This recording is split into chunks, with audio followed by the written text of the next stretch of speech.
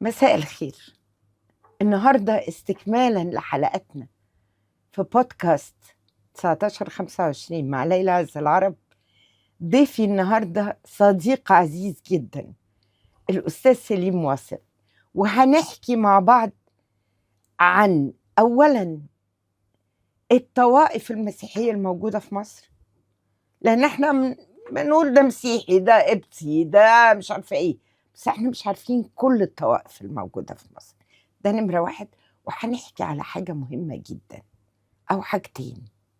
الحاجة الأولانية الحوار بين الأديان اللي احنا إعلاميا ما بنسمعش عنه حاجة، رغم انه جاري بقاله فترة كتير، وهنسمع عن دور الكنيسة في المجتمع. مساء الخير يا أستاذ سليم. مساء النور يا أجمل مدام ليلى عز العرب. ربنا يبارك فيك. احكي لي بقى ايه الطوائف المسيحية اللي موجودة في مصر؟ احنا في مصر عندنا 5 كنايس اللي هم بيشكلوا مجلس كنايس مصر. اوكي، في حاجة اسمها مجلس كنايس مصر. تصور انا ما كنتش عارفة ان في حاجة لا، اسمها. في مجلس اسمه مجلس كنايس مصر. طبعا بيرأسوا قداسة البابا تودروس، اوكي، مع رؤساء الطوائف ال5 اللي عندنا: الكنيسة القبطية الأرثوذكسية، الكنيسة الكاثوليكية، الأقباط الكاثوليك، اوكي، البطرك إبراهيم إسحاق، عندنا الأقباط الإنجليين، اوكي، القس الدكتور أندريا زكي، اوكي، عندنا الكنيسة الأسقفية الأنجليكانية، اوكي، المطران الدكتور سامي فوزي، اوكي، وعندنا كنيسة الروم الأرثوذكس. اوكي. ال5 كنايس دول هم اللي بيكونوا مجلس كنايس مصر، وفي وحدة حقيقية، وفي تناغم، وفي تبادل في العلاقات، وفي تعاون بينهم. ما ده برضو حوار بين الطوائف طبعا. فده حاجة جميلة. طبعا. لا يعني زمان كانت الكنايس زمان قوي، يعني عايمين في القرون السابقة، يعني كانوا بقى بيعادوا بعض وكل واحد متمسك برأيه وحاجات كده، فده حاجة حلوة ان الناس تتكلم مع بعضيها. دايما الخلافات بتكون حول يعني فهمهم للعقائد، او فهمهم للمفهوم الكتابي، يعني او للنصوص الكتابيه. لكن ده مش خلاف. ليه؟ لان المفروض ان الحق واحد. ده حقيقي، الحق واحد، ده حقيقي. والحق يعلو ولا يعلى عليه. يعني وانا فهمي للحق غير فهم حضرتك، غير فهم حضرته او حضرتها. يعني المفروض ان احنا كلنا باصين للحق من زوايا مختلفه، لكن سيظل الحق واحد. صح، صح، صح. الحق هو الله. الحق عندما هو الله، نتحدث ما عن فيش الحق، غيره. سيد المسيح قال: تعرفون الحق والحق يحرركم. مش تعرفون الحق يعني مجموعة معلومات، نو. لا، تعرفون شخص الحق. صح. وبعدين قال كده، قال: أنا هو الطريق والحق والحياة. ودي تفسيرها: أنا هو الطريق الحقيقي للحياة الأبدية. اوكي، اوكي، اوكي. دي آية في الإنجيل اللي اللي أنا انت قلته قلتها. أيوة. اوكي. يا نص كتابي. برضو خلي بالك احنا بنقول للمصريين كلهم، ففي أيوة. اللي عارف وفي اللي مش عارف. أيوة، نص كتابي. نص كتابي. طيب، قلنا بقى دول مجلس الكنائس المصري، وقلنا الطوائف بتاعتهم، وبعدين انتوا ابتديتوا أنشطة بالذات في الكنيسة الأنجليكانية حول الحوار بين الأديان، وده أعتقد إنه من أجمل الحاجات اللي ممكن تحصل. أنا حضرت 2-3 فاكر، تكرمت ودعوتني إن أنا أحضر، كان فيها طلبة ومشايخ من الأزهر، وفيها قسيسين من طوائف مختلفة، قساوسة مش قسيسين. فاحكي لنا إزاي بدأت الفكرة. الحقيقة أنا يعني كمصري متربي في أسرة مصرية يعني عريقة. فإحنا منيا؟ لا، انا اساسا من القاهره يعني، انت لكن القاهرة؟ لكن متربي في القاهره، لكن والدي اساسا من يعني من محافظه قنا. قنا؟ صعيدي من على دشنا، حج يعني. عيله واصف. اوكي. ووالدتي من الفيوم. لكن عايز اقول انا اتربيت في يعني في الاوساط الحكوميه. أوكي. يعني لما كنت بشتغل في وزاره التربيه والتعليم، فكان عندي علاقات مع اصدقائي وزملائي المصريين المسلمين. اوكي.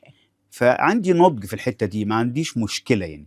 حتى زوجتي اللي هي في السما حاليا كانت الله يرحمه. كانت في البنك العقاري المصري، وكانت برضو عندها علاقات، يعني ما تعرفيش، هو ربنا وفقنا كده مع بعض. انت عارف ان هالة يعني كانت بنتي. ايوه، كان هي كمان كانت انسانه محبه جدا، جدا وما كانش عندنا احنا وخدومة. الاثنين وما كانش عندنا احنا الاثنين اي تفرقه في التعامل مع الناس بناء على هويتهم او ديانتهم او شكلهم او وضعهم الاجتماعي.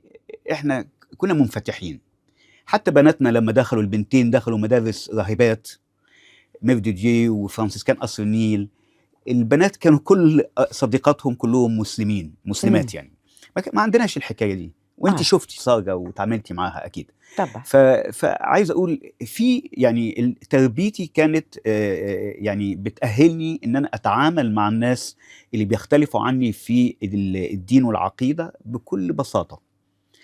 وبعدين تقابلت سنه 2000 مع المطران الدكتور منير حنا، وانا احب اقول هنا ان حقيقي عقله المنفتح وقلبه المتسع ساعدني ان احنا نشتغل مع بعض في مجال الحوار. فعملنا مشروع اسمه معا نزرع شجرة امل مع الدكتور علي السمان رحمه الله والشيخ فوزي الزفزاف، وكان المشروع ده الهدف منه هو نشر ثقافة الحوار بين اطفال المدارس. ده حاجة جميلة، وكان لأن الطفولة هي الزرع الغرس الحقيقي. بالظبط. وكان الأب يوحنا قلتا يعيش وقتها، والدكتور أندريا زكي تعاون معانا، والكنيسة الكاثوليكية تعاونت معانا، وهكذا يعني. ويعني ده كان أول مشروع كان بين أطفال المدارس، سكول تشيلدرن. وبعدين بعديها فكرنا إن مصر محتاجة ان احنا نعمل مشروع حواري ما بين وفي معايشه حقيقيه ما بين القاده الدينيين المسيحيين والمسلمين المصريين. حلو قوي. فسميناه معا من اجل مصر، اوكي. Together for Egypt. تنميه ثقافه الحوار بين الائمه والقساوسه المصريين، وكانت مصر محتاجه ده في الوقت ده جدا، لان الكلام ده كان 2013 14 15. حتى ان الرئاسه لما سمعت بالمشروع كانت بتعضدنا وكانت بتشجعنا ان احنا نكمل في المجال ده. واحنا ككنيسه اسقفيه انجليكانيه عندنا اتفاقيه حوار Agreement of Dialogue مع الازهر الشريف. اوكي. طبعا ده ساعدنا ان احنا نتواصل مع مؤسسه الازهر، وكمان تواصلنا مع وزاره الاوقاف وطلبنا منهم ان الائمه، هم احنا بنسميهم ائمه الاوقاف ووعاظ الازهر. ايوه صح. فجبناهم جبنا قساوسه من كل الطوائف، يعني جبنا من الكنيسه الارثوذكسيه، تواصلنا مع قداسه البابا، تواصلنا مع البطرك ابراهيم اسحاق الكنيسه الكاثوليكيه، تواصلنا مع الدكتور القس اندريا زكي الكنيسه الانجيليه، وجم الاسوس من كل الكنائس مع الائمه والوعاظ على مدار ال3 سنين. كل سنه 4 لقاءات، كل مره في فوج بيضم حوالي 70 او 80 قسيس وامام، يعني 40 و40 مع بعض.